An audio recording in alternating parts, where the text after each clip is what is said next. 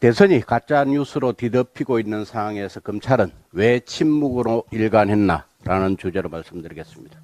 지난해 대선을 앞두고 대장동 게이트의 몸통이 당시 윤석열 후보였던 것처럼 조작된 녹취록을 풀어 대선 결과를 바꾸려 시도한 대선 공작 게이트의 실체가 조금씩 밝혀지고 있는 가운데 당시 관련 내용을 수사하고 있던 검찰은 이런 허무맹랑한 내용이 사실이 아니었음을 정확히 인지하고 있었음에도 불구하고 진실을 밝히기 위한 어떠한 행위도 하지 않았음을 지적하고자 합니다.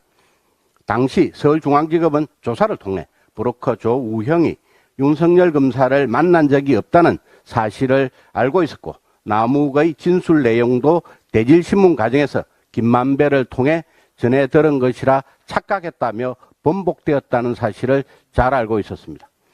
그러나 검찰은 사실이 아닌 남욱의 과거 진술조서의 내용이 대선 과정에서 언론에 보도되고 있었음에도 침묵으로 일관했고 김만배가 1억 6,500만 원의 대가를 주고 신앙림 전 노조위원장과 공모한 허위 조작 인터뷰 내용이 보도될 때도 어떠한 입장을 내놓지 않고 있었습니다.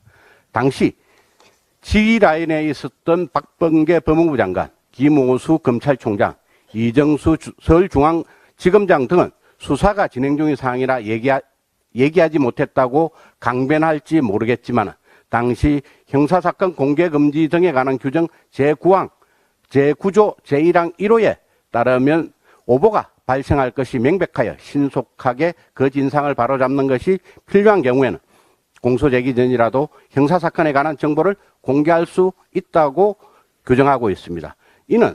이 조항은 부산저축은행 사건의 수사검사였던 윤석열 검사의 명예 등 인권을 침해하는 오보가 실제로 존재하기 때문에 신속하게 그 진상을 바로잡는 것이 필요한 경우입니다.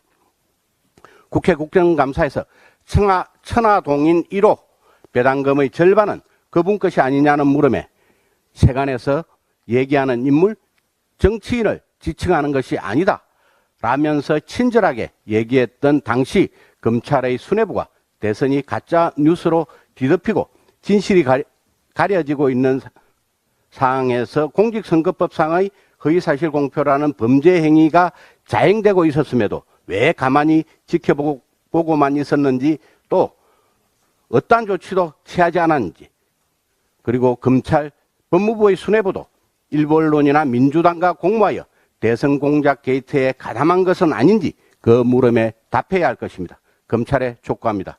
지금이라도 엄정한 수사를 통해 당시 상황을 철저히 규명하고 실체적 진실을 명명백백히 밝혀야 합니다. 이상입니다.